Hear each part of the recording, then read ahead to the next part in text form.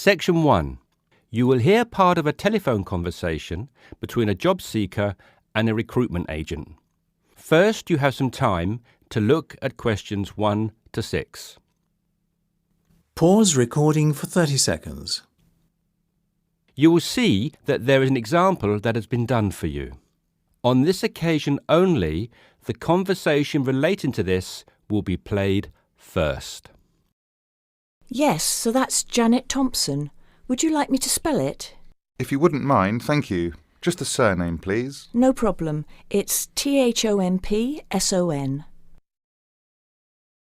The job seeker's surname is Thompson, so you write Thompson in the space provided. You should answer the questions as you listen because you will not hear the recording a second time. Listen carefully and answer questions 1 to 6. Yes, so that's Janet Thompson. Would you like me to spell it? If you wouldn't mind, thank you. Just the surname, please. No problem. It's Thompson. Great. Now, Janet, before we go through the openings I have here in front of me, might I just take a few more details to complete your profile on my system? Of course. What would you like to know? Well, let's start with your email address, please. OK, janthompson@hort.net. I see. Is that Jan as in Jan? No, that wasn't available. I had to make do with Jann. Here, let me spell it for you again, just to be sure. JANNTHOMPSON@hort.net. Much obliged. And could I ask, do you have your referee details to hand? Yes, what do you need? I need one work reference and one character reference from a friend or colleague. OK, for a work reference, there's Jane Foote. She's my former boss at Bermuda Girls' School, head of English. OK. My personal referee is Monica Carbody. Mon and I have been best friends since we met in Bermuda in 1991, when she was Deputy Head of English under Mrs. Foote. Perfect. And you mentioned, of course, that you're an English teacher, but are there any additional subjects you're qualified to teach? Yes, I have a diploma in special needs, and I can also do history to GCSE level. Very good.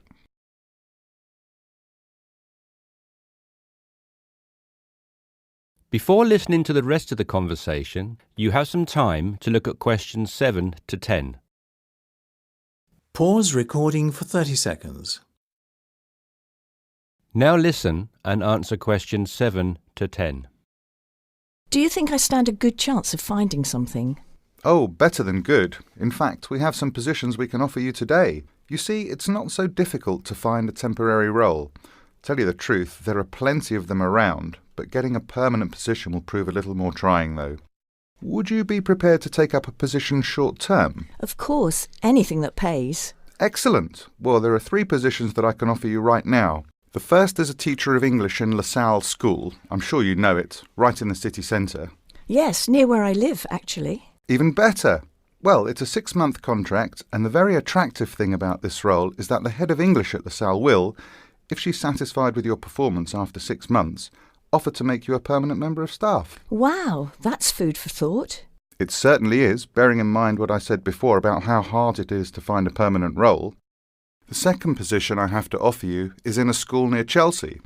It's called the Chelsea Free School. Are you familiar? I can't say that I've heard of it. Well, this contract is for 1 year, which is a lot better, looking at it from a short-term job security perspective, than the first role I mentioned. But you also have to realise that you are a temporary replacement for a female teacher who has taken maternity leave. There is no prospect of the position being made permanent. I see. I have one other vacancy at the minute, though I doubt you'll find it quite so appealing. It's situated in rural Cambridgeshire. I'll spell that just in case you want to take it down. CAMBRIDGESHIRE, and the school simply goes by the name Cambridge, though it's not in any way related to the other more well-known establishment of the same name. I was just going to ask that. What a lovely location, though, eh? Yes, but there's a catch. It's only a 6-week contract to cover for someone on extended sick leave. I see. Well, I guess that's ruled out then. What sort of salary can I... That's the end of section 1. You have half a minute to check your answers. Now turn to section 2.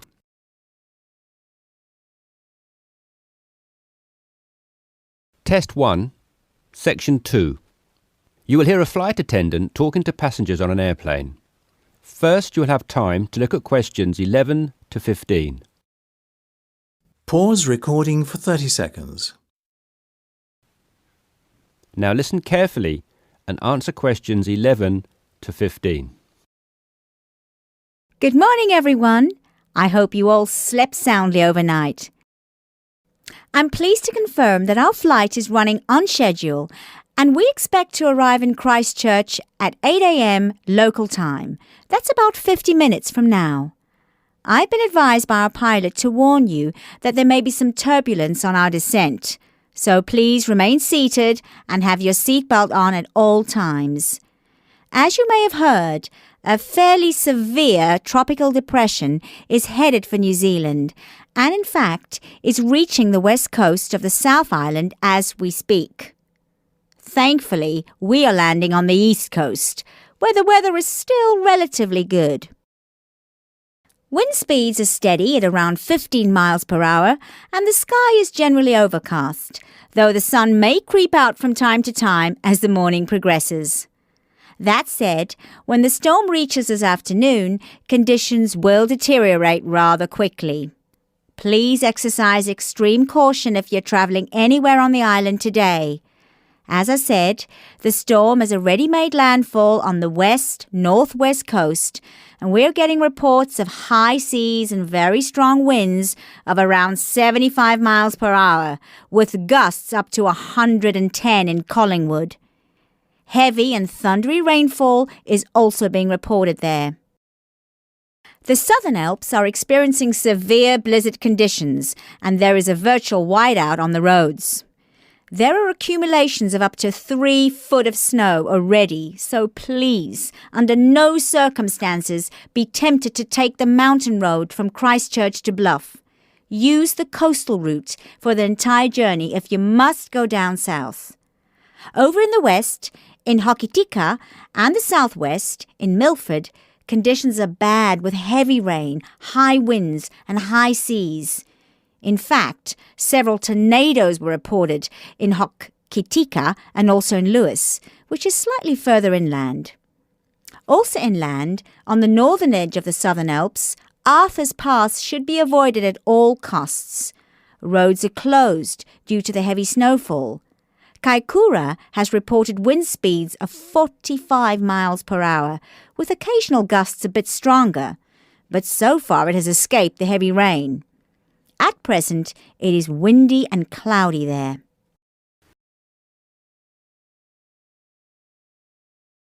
Before you hear the rest of the discussion, you have some time to look at questions 16 to 20. Pause recording for 30 seconds. Now listen and answer questions 16 to 20. Hello again, ladies and gentlemen. We should be landing in approximately 10 minutes' time. Just an update for you on the weather conditions in and around Christchurch. We expect the storm to reach us by approximately 1 p.m. Town officials are closing all roads out of town as conditions are simply going to be too dangerous, with the risk of falling trees and flying debris too high. Roads will have officially been closed for 30 minutes by the time we land at 8 a.m. Passengers whose travel plans did not entail an overnight stay in Christchurch, we would like to extend our apologies to you on behalf of the Christchurch Town Council for the inconvenience caused. However, it is in the interest of safety that these steps have been taken. Those of you without accommodation should go straight to our customer service desk at the airport, where a council official will be waiting to take you to temporary shelters in the town. Those of you who are staying in Christchurch should go to your hotel and follow the instructions of staff there. It may yet be necessary to evacuate you down to the shelters as well. This decision will be made by hotel staff who are monitoring the situation very carefully.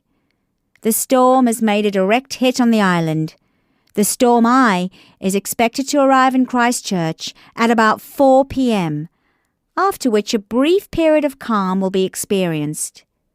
The western wall of the storm will then hit at approximately 4:30. and the extreme winds and heavy rain should have improved by about 7 p.m.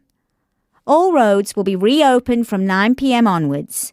However, we're advising people to refrain from driving unless absolutely necessary, as conditions will be extremely hazardous with a risk of flooding everywhere. Flash flooding is a real danger for the valley towns of the south in particular, as mountain rivers and tributaries have already swelled to record levels. High winds have already caused massive power cuts in West Coast towns, and a string of major tornadoes have caused havoc across the Midlands. If at all possible, stay in Christchurch until tomorrow morning, when the clean-up will begin. And, above all, stay safe. That's the end of section 2. You have half a minute to check your answers. Now turn to section 3.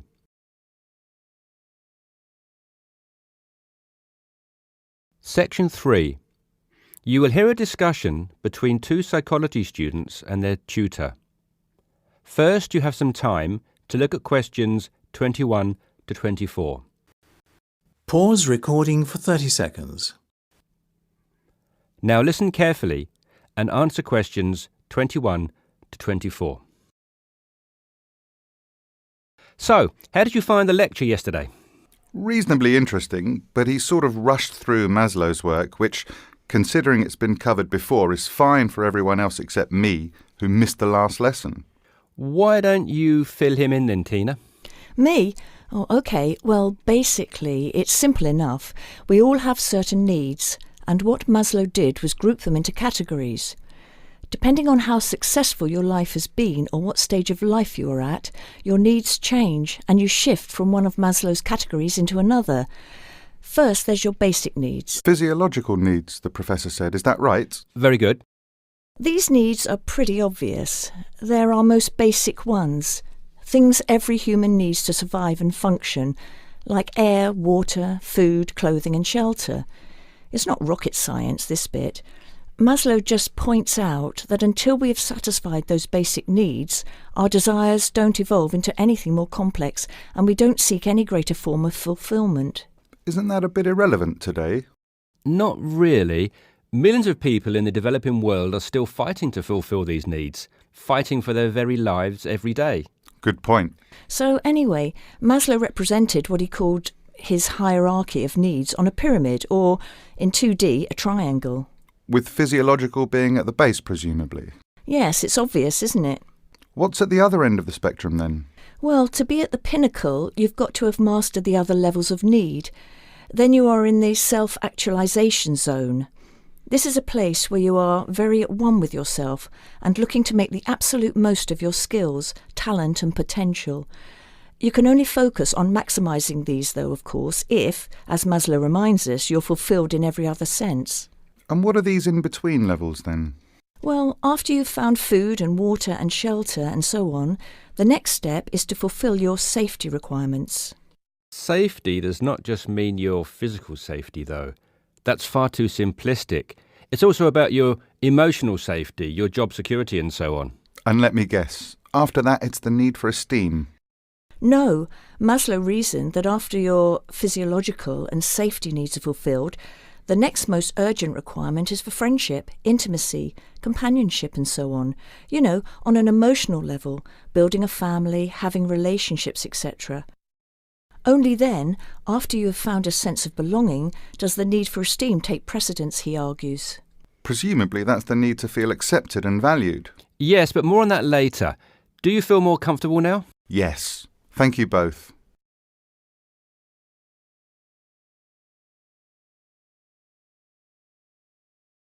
Before you hear the rest of the discussion, you have some time to look at questions 25 to 30. Pause recording for 30 seconds. Now listen and answer questions 25 to 30. OK, now that you are both familiar with Maslow's hierarchy of needs, let's look at a few cases in point. Case 1. Crime boss in the slums of Mumbai. What do you think? Surely very low. Physiological, I'd have said. But he has food and shelter. A shed is hardly shelter, And how is living from hand to mouth every day adequate from a nutritional perspective? Oh, of course. You're right if you look at it objectively. But remember that human psychology is far more complicated than that. When quizzed, this person surprised researchers. First of all, he regarded his shed as adequate shelter and was completely content there. Secondly, he generally felt satisfied with his level of food intake. Thirdly, being the crime boss of the slums, he felt very safe, arguing that no one would ever touch him. He had no self-esteem issues either, since he had the respect of his fellow slum dwellers. It may have been fear, but he perceived it as respect. That is all that matters, and was quite content with who he was. I see. So it's not just about the reality of your situation, but also how you perceive that reality. Exactly. Most people would be very low on the hierarchy in his position, feeling like they wanted and needed much more. He did not. Now, what about case 2? A multi-millionaire rock star. Well, you'd naturally assume he's fulfilled his physiological and safety needs, but when you read on through his profile, look here, he's plagued by paranoia and thinks someone is trying to kill him. On that basis, given his state of mind, he must believe that his safety is compromised. So safety must be his primary concern. Very good. And look here at case 3, a property magnate. Having suffered badly during the recession, his portfolio of properties is in danger of being repossessed. In fact, look, he's in danger of losing everything and being left without even enough to support himself. Wow, so I guess he's gone from very high up right down to the bottom. Exactly. Even his basic needs are no longer secure. An excellent example of how there can be movement both ways on the pyramid. Case 4, a housewife. She must have some esteem issues, surely. Read on. She is quite content and well respected and loved by her friends and family. What's more, being a housewife is all she ever wanted to do, and she has excelled at the task. Therefore, forget esteem. This lady has maximised her potential in her eyes. She's right at the top. And case 5? A very sad case. It is what it is. There are always innocent victims of war, and he was left with nothing, not even a home over his head. Every day is a struggle to survive. How sad. And last but not least, case 6, another rock star, though a different story. He says the only thing he craves is friendship. He has everything, but is awfully lonely. I think it's obvious where he is on Maslow's hierarchy. Indeed. That's the end of section 3. You have half a minute to check your answers. Now turn to section 4.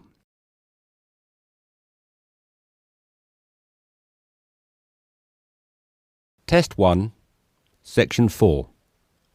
You will hear part of a talk about what happened at the Fukushima power plant after the March 2011 earthquake. First, you have some time to look at questions 31 to 36. Pause recording for 30 seconds. Now listen carefully and answer questions 31 to 36. To really understand what went on at Fukushima after the tragedy, which was the March the 11th tsunami, I'm going to have to give you a brief introduction to nuclear power and an insight into how a nuclear power plant like Fukushima functions. Look at the diagram here on the screen. To the left there is a rather massive building. This is known as the containment building, and it is, safety-wise, the most fundamental aspect of a nuclear power plant. Containment buildings are typically constructed of steel or reinforced concrete. The Fukushima one was made of a mixture of both. Notice the concrete domed roof, which was so prominent in the aerial photographs which were taken after the tsunami hit. The containment building is, of course, always completely airtight to prevent leakage of radioactive material in the event of a malfunction or failure of plant systems. It should also be natural disaster proof, and Fukushima's was, given the regularity with which they occur in Japan, able to withstand huge magnitude earthquakes. It also withstood the giant tsunami which struck. The containment building itself, therefore, did its job, but more on this later. The containment building houses the reactor core, which is where all the nuclear reactions take place. You will also notice the 4 cooling rods.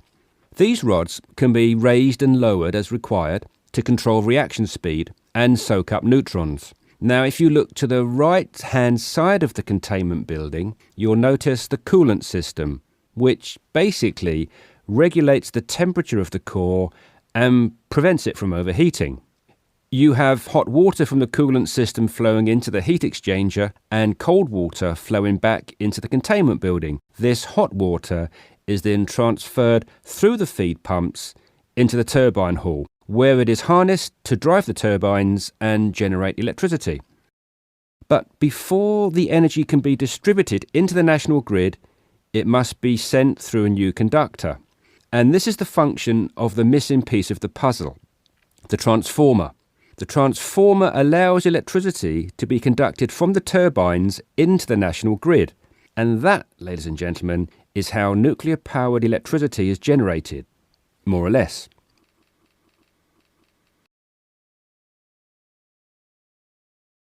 Before you hear the rest of the talk, you have some time to look at questions 37 to 40. Pause recording for 30 seconds. Now listen carefully and answer questions 37 to 40. So, what went wrong at Fukushima? Well, let's begin at the beginning. When the earthquake struck, the reactors automatically shut down. Of course, there were 6 reactors at Fukushima, so think of it as 6 plants like the one in the diagram running independently of one another. In actual fact, only 3 of the reactors needed to be shut down, as reactors 4 to 6 were being inspected, so had already ceased to be operational. When the reactors shut down, no more electricity was being produced. So a new source of power was needed to run the cooling systems and prevent the reactor core from overheating. This is where the plant's on-site diesel generators came in. They were immediately powered on and the reactor core's temperatures were being regulated again. So far so good. But 50 minutes after the earthquake, the tsunami hit, breaching the plant's 5.7 metre defensive seawall. The tsunami flooded the basements of the 6 turbine halls and disabled the diesel generators. And this is where the problem began. You see, the containment buildings actually did their job, and reactors 1 to 6 were not compromised by the earthquake or the subsequent tsunami. However, site engineers and safety personnel had failed to take into account the possibility of the seawall being compromised.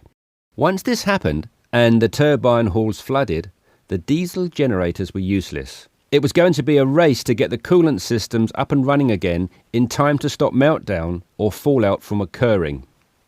With the generators down, power was now being supplied by batteries with a life of no more than 8 hours each, the last resort the plant had in an emergency of this nature. Furthermore, inside reactor 1, even some of the batteries had failed. The reactor core was not being cooled sufficiently, and both temperature and pressure inside the containment building were rising. Eventually, a day after the tsunami, there was an explosion in the reactor building and the roof collapsed. Engineers made a desperate attempt to cool the reactor core by pumping salt water into it, but the damage had already been done and the reactor had begun leaking. It was confirmed later that same day that meltdown had occurred. That is the end of section 4. You now have half a minute to check your answers. That is the end of the listening test. In the IELTS test, you would now have 10 minutes to transfer your answers to the listening answer sheet.